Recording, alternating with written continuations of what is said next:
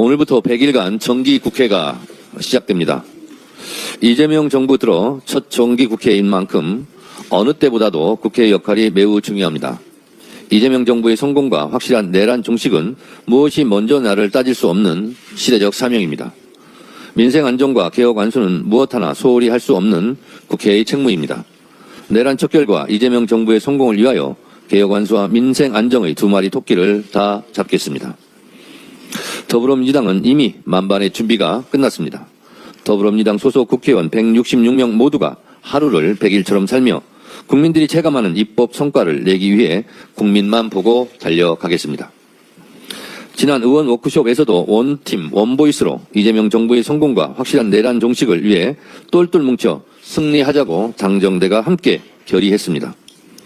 당정대는 이견 없이 흔들림 없이 원팀, 원보이스로 찰떡같이 뭉쳐 차돌처럼 단단하게 달려가겠습니다. 민생, 성장, 개혁, 안전의 4대 핵심 과제를 중심으로 224개 중점 법안들을 차질 없이 처리해 나가겠습니다. 이를 통해 윤석열 정권 3년 동안 무너져 내린 민생, 경제, 민주주의를 모두 바로 세우고 신속하게 국가 정상화를 이뤄내겠습니다. 구속 기소된 김건희 씨가 입장문을 냈습니다. 한번 읽어보겠습니다. 국민께 심려를 끼친 이 상황이 참으로 송구하고 매일이 괴로울 따름입니다. 하지만 저는 어떠한 경우에도 변명하지 않겠습니다. 가장 어두운 밤에 달빛이 밝게 빛나듯이 저 역시 저희 진실과 마음을 바라보며 이 시간을 견디겠습니다. 특검 검사님들께 감사하고 교도관님들과 변호사님들께도 감사하고 고맙습니다. 앞으로 특검이 끝날 때까지 잘 부탁드립니다. 고 했습니다. 김건희 씨에게 묻습니다. 국민께 진짜 송구합니까? 어떠한 변명도 하지 않았습니까? 특검 검사들께 진짜 감사하고 고맙습니까? 새빨간 거짓말입니까? 아니면 어줍잖은 신파극 연기입니까? 그런데 왜 진술은 거부했습니까? 어두운 밤 달빛은 남편 윤석열의 호수 위에 비친 달그림자에 대한 부창부수 콤비네이션 플레이입니까? 한마디로 웃기는 부부입니다. 김건희 씨, 손바닥으로 하늘을 가릴 수는 없습니다.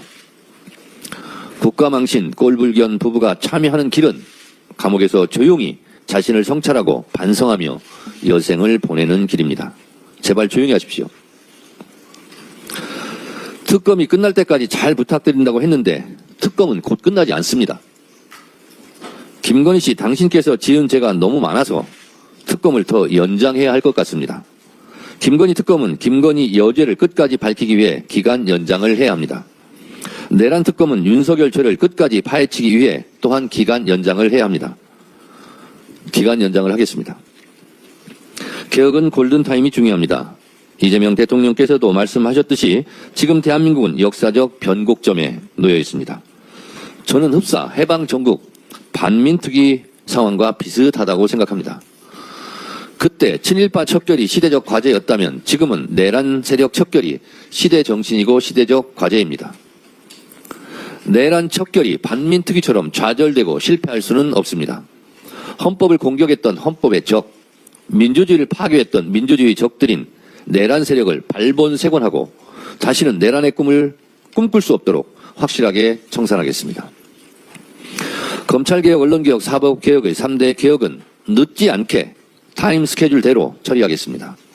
개혁은 타이밍입니다. 개혁을 거부하는 사람이 지금까지 권력을 과도하게 행사해온 지배 카르텔입니다. 개혁을 두려워하는 사람이 지금까지 권력에 기생해온 부역자들입니다.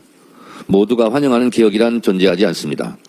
개혁에는 언제나 저항하는 세력이 있기 마련입니다. 그래서 개혁은 혁명보다 어렵다고 합니다.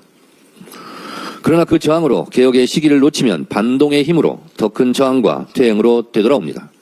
그 피해는 고스란히 국민들께 돌아갑니다. 더불어민주당은 개혁의 골든타임을 절대로 실기하지 않겠습니다. 검찰개혁, 언론개혁, 사법개혁, 3대 개혁의 시대적 과제를 이번 정기국회에서 반드시 완수하겠습니다.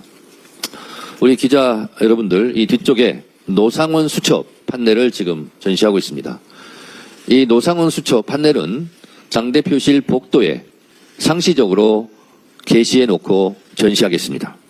이 노상원 수첩의 내용을 우리가 어찌 잊을 수 있겠습니까? 노상원 수첩은 무고한 시민들을 참혹하게 잔인하게 살해하려고 했던 계획입니다. 만약에 12.3 비상계엄이 성공했더라면 이재명 대통령도 이 세상 사람이 아니었을 것이고 지금 발언하고 있는 저도 불기에 객이 되어서 어디에서 제 훈령이 구천에서 떠돌아다닐지도 모르는 일이었습니다. 이재명 대통령과 저만 죽었을 것이 아니라 여기 보면 수백 명, 수천 명을 살해해서 영연백에 넣어서 시신도 찾을 수 없게 아마 5.18 때처럼 안매장했을지도 모를 일입니다. 국민 여러분, 노상원 수첩을 우리가 한시라도 잊어서는 안 될 것입니다. 이 노상원 수첩이 상징하듯 민주주의와 헌법을 파괴하려고 했던 것만이 아니라 무고한 시민들을 실제로 죽이려 했던 살해 계획, 살인 계획을 우리는 잊어서는 안 되겠습니다. 내란 세력과 비타협적으로 그들과 함께 싸워서 이겨야 하고 내란 세력을 척결해야 되는 이유는 바로 이 노상원 수첩을 보면 알 수 있습니다. 국민 여러분, 노상원 수첩을 모두 상기하시기 바랍니다. 이상입니다.